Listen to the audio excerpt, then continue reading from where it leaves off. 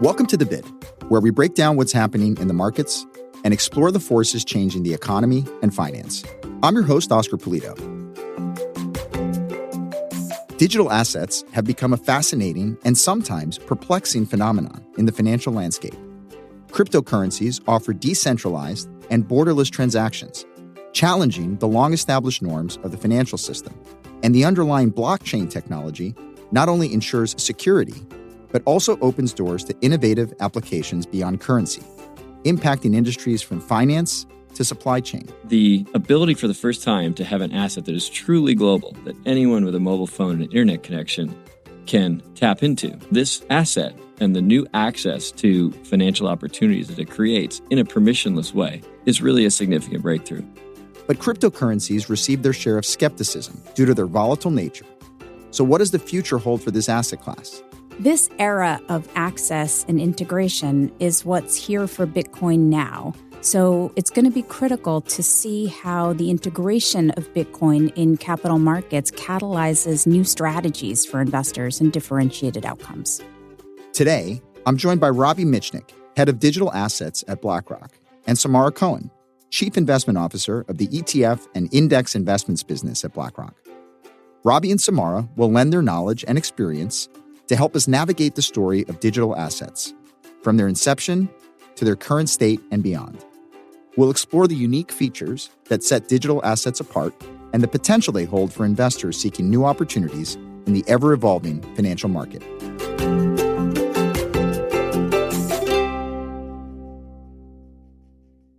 Robbie and Samara, welcome to The Bid. Thanks for having me. Good to be back. Thanks for having us, Oscar. I'm very excited to have you both because I don't know if it's just me, but when we talk about this space, there's a lot of terminology that we use. We talk about digital assets, there's blockchain, there's crypto, there's Bitcoin, and I've needed to listen to a few of these conversations to make sense of how this all comes together. Robbie, maybe I could start with you. Help us make sense of some of these concepts. Sure. Digital assets as the starting point is the umbrella term for this space. And everything in digital assets is enabled by blockchain as the underlying technology. So when we think about digital assets, I think the best way to think of its significance is with an analogy to the internet. That is that digital assets through blockchain makes possible for the movement of value what the internet did for the movement of data multiple decades ago. A global, decentralized, accessible, real-time network. Then within digital assets, you've got really three buckets that we think of. One is crypto, the most famous, generates a lot of the headlines, where you have 10,000 plus different crypto assets today, of which Bitcoin is the original and remains today by far the largest, with a striking share of that market cap north of 50%. The second bucket, stablecoins, where you take the properties of digital assets of crypto in terms of ability to send them anywhere in the world in near real time at near zero cost in a digitally native, transparent way, and strip out some of the intrinsic volatility that exists today for crypto assets to make them more useful as a payment asset. And the third bucket, tokenized assets, the idea is you're taking real-world assets or financial assets and you're issuing the ownership record of those on a blockchain in digitally native format. I love the analogy about digital assets providing the ability of the movement of value, I think is what you said, the way the internet facilitated the movement of information.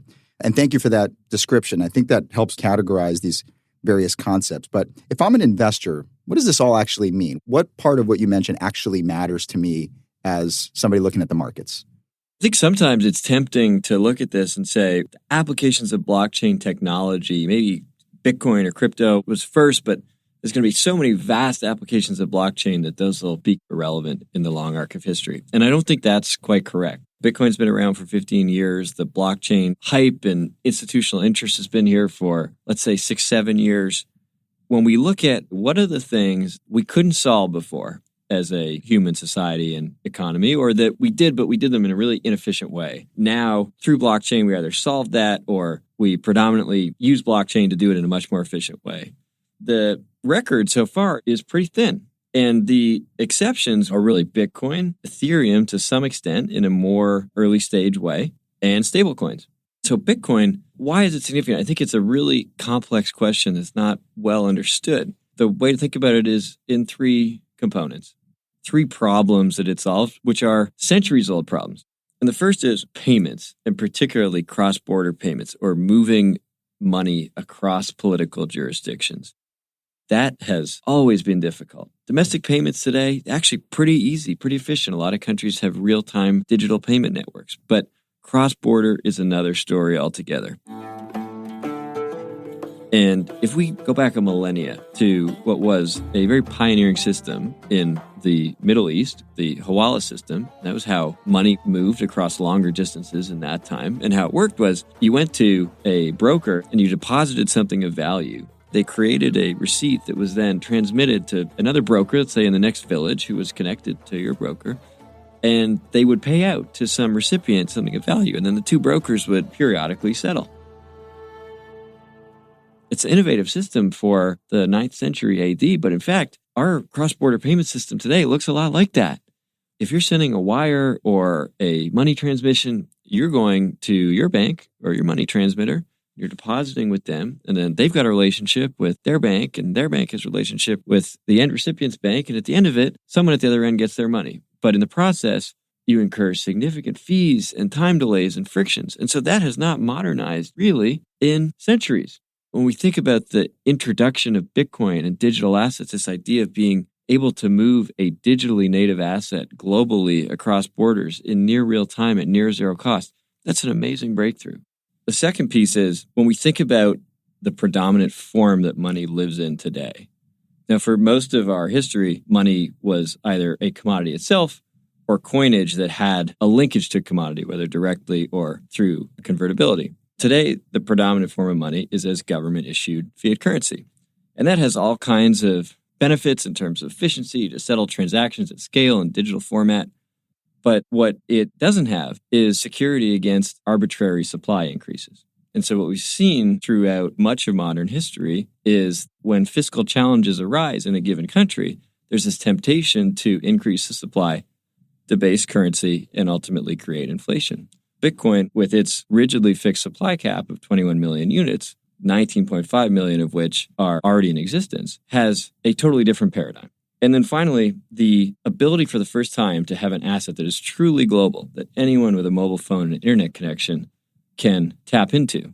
There's people who have mobile phones but don't have bank accounts. So this asset and the new access to financial opportunities that it creates in a permissionless way is really a significant breakthrough. So you're saying that crypto, and you use Bitcoin as the prominent example, is modernizing the financial system. It's making it easier for cross-border payments and is making people think about the currency that they have in their pocket, that fiat currency, those bills, are not fixed in supply. They can increase in supply. And in fact, we saw central bank responses over the course of many years do that in response to crises, whereas cryptocurrencies are more fixed in supply and therefore have a purchasing power that perhaps is more valuable.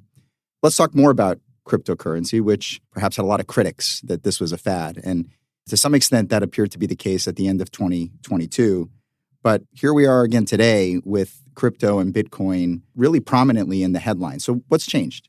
Actually, you allude to the major correction that happened in 2022. That was just one cycle in crypto's history, but there have been 4. If you put a price chart of them side by side, they look almost indistinguishable. Bitcoin was created in 2009, and then you have 2010, 2011, this spectacular parabolic rally when it goes from nothing to something, then crash. Cryptocurrencies went on a wild ride today, wiping out recent gains before recovering slightly. 2013, another parabolic rally. This time it enters the mainstream consciousness of a wider number of people. Ultimately, that cycle collapsed when Mt. Gox, which was the leading crypto exchange at the time. Mt. Gox, the one-time largest Bitcoin exchange, was forced to file for bankruptcy protection. Imploded. And then you have this bear market for a while. 2017 arrives, and crypto goes parabolic again, hits all-time highs, order of magnitude above where it had ever been before. And now it's started to enter not just mainstream investors, but big institutions are thinking about this. Again, that rally collapses. Finally, the fourth cycle, which we saw starting in COVID, was some flight to scarcity value of Bitcoin initially, but then it extended to other crypto assets. That too collapsed in 2022 with some excesses and other bad behavior. So it's been this roller coaster journey, but when you look back at the long-term trajectory, each of these cycles tend to be a multiple or even an order of magnitude or more higher than the prior cycle. So these ups and downs are nothing new. And in fact, your timeline went back to the early 2010s, but we should expect volatility in this asset class. That gets me to think about investments. And Samara, when we think about these digital assets and particularly cryptocurrencies, how should investors think about this relative to more traditional investments, things like stocks and bonds? Are there certain advantages they possess, or are there certain challenges, or maybe it's a combination of both? Oscar, what I love about the framing that Robbie just gave us is that he not only just did a 14-year history of cryptocurrencies and Bitcoin specifically, but he actually went back 1,000 years in talking about the history of money, which I love as a self-professed markets history nerd. And Robbie has laid out really well the vision for digital assets. They can be traded across borders in a transparent manner without intermediaries. And that's the crux of what is the specific change in this new paradigm. And of course, these are markets that don't close. These are 24/7 markets. So that's the vision. Now let's speak to the actual practice of investing in Bitcoin. When you look to invest in and own Bitcoin directly, as an investor, you're engaging with an entirely new ecosystem. You have to take a more direct role in vendor selection and onboarding. You need to understand custody and also the differences in tax management. This is a big education curve, and it introduces complexity as well as potentially trading and operational costs. So that's the state of play for investors who are alongside their asset classes and markets they have traditionally been invested in, looking to overlay Bitcoin strategies. Now, the attributes of digital assets that we've talked about are actually particularly appealing to millennial and Gen Z investors who, over the past several years, are becoming much more predominant in the investing world. And that's an important part of what's happening in market structure around the world and what's happening in crypto. Both of these generations are digital natives. They grew up with the internet. They're comfortable transacting their lives in an increasingly borderless space. And they are more likely to own crypto than mutual funds, equities, or ETFs. And as Robbie spoke about, this trend of engaging in Bitcoin has been spreading to institutional investors as well, with a number of them adding Bitcoin as an asset class alongside others in their portfolios. So the moment right now, and I love Robbie's layout of the 4 eras of Bitcoin, because I think this era is really around integration and access with the availability of access technologies like ETFs.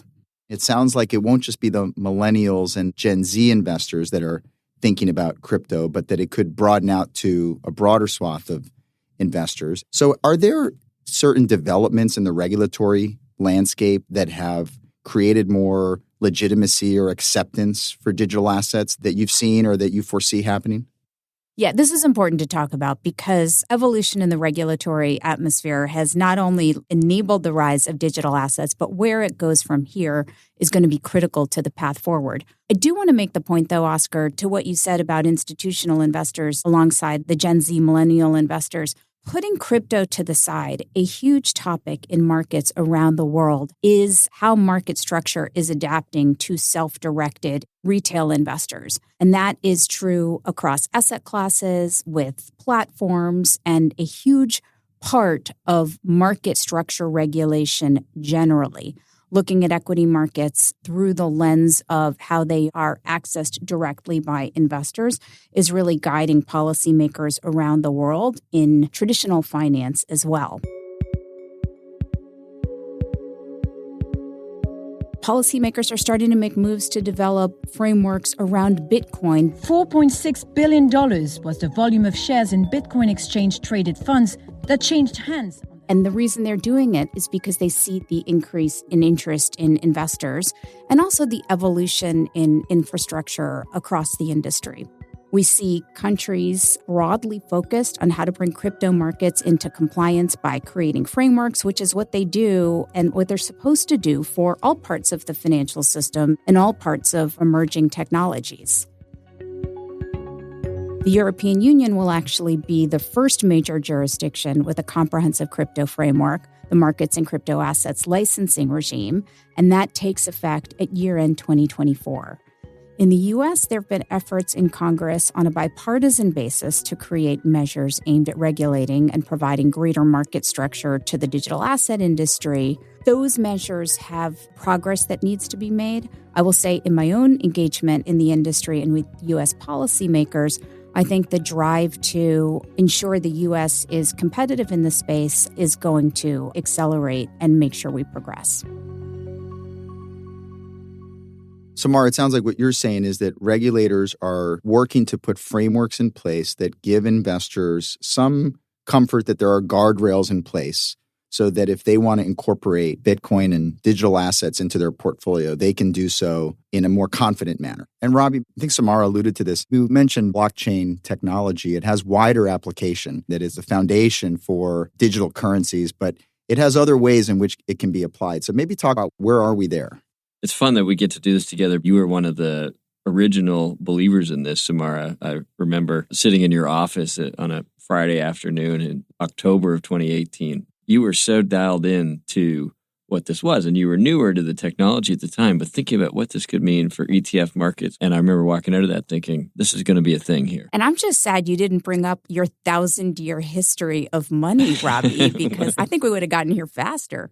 Or you might have said that guy's crazy and I would have been looking for another job. But when we think about going beyond crypto, and I mentioned in the 3-part framework at the top for digital assets of crypto, stablecoins, and tokenized assets. And tokenized assets is how I would answer that question, where there's a lot of interest and hype around the potential to take this technology and apply it to existing assets, whether they be financial or physical assets. We could be talking about stocks, bonds, commodities like gold, real estate, art, you name it, and take the properties of blockchain and what it enables in terms of transparency and efficient settlement and borderlessness and being digitally native and programmable, all of these things, and modernize how our financial system works and modernize access to maybe asset classes that weren't easy or efficient for many investors to get access to. And so I think this is a transformation that is going to take time. This is not a 3-year transformation. This is 10, maybe 15, maybe 20 years. But if it happens, it'll be the biggest transformation in our securities market since we moved from paper-based share trading in the 1970s to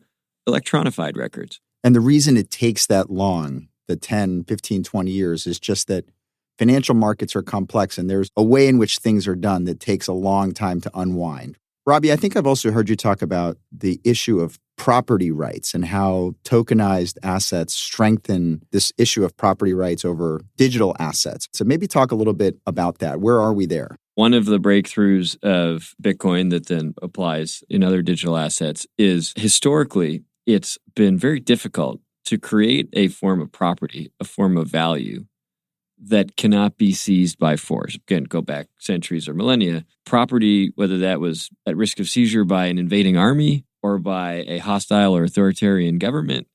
Now, for the first time, you have this idea that your wealth can fit on effectively USB key stored in your pocket or even be memorized in your head. We're talking about private key that gives you access to your Bitcoin. That's an amazing breakthrough. So Samara, maybe what advancements do you see taking place in the digital asset space that investors should be mindful of? What do you think that's going to mean in terms of the investment decisions that investors need to make going forward? I have to say the private key comment is a great example of when we talk about the practical applications and what's new for investors here, right? Having to memorize a seed phrase is very stressful for investors. And so figuring out how you want to engage and whether that's how you want to own your crypto, that's a perfect example of what it means to actually have to adopt to a new ecosystem. For all of the reasons that we've talked about, self-directed investors, we know, we see it. This is a huge topic for policymakers. They are interested in gaining access to digital assets broadly, to Bitcoin specifically in a way that's convenient and efficient and secure.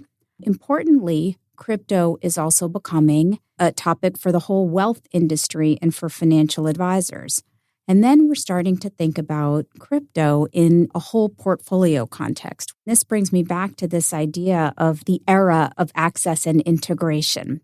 What are the ways to integrate crypto into a broader portfolio? And then the significance of the application of existing and familiar technologies like ETF technology to spot Bitcoin. The use of ETF technology, which is now becoming predominant in multiple jurisdictions, allow investors more access to Bitcoin in a whole portfolio way. So they can see the integration of risk, they can manage their portfolios holistically. And that's a very significant aspect of what this kind of next phase will be. And I will also add, with respect to whether it takes years, decades, millennia for market structure to change, we know a few things. Like really what moves market structure forward are two things. It's what technology enables and this inexorable march towards more access and more transparency, which investors always want. Competing with that are entrenched interests often, which can slow things down. And then, as you talked about before, the ability of policy and regulatory frameworks to adapt in a way that supports the new ecosystem. This era of access and integration is what's here for Bitcoin now. So it's going to be critical to see how the integration of Bitcoin in capital markets catalyzes new strategies for investors and differentiated outcomes. Well, it sounds like both of you have a front row seat to the modernization of financial markets. So thank you for sharing that with me today. I feel like I've got a little more information on this topic, but I know there's probably more to learn. So we'll look forward to welcoming you both back at some point on The Bid. Robbie and Samara, thank you for joining us on the podcast.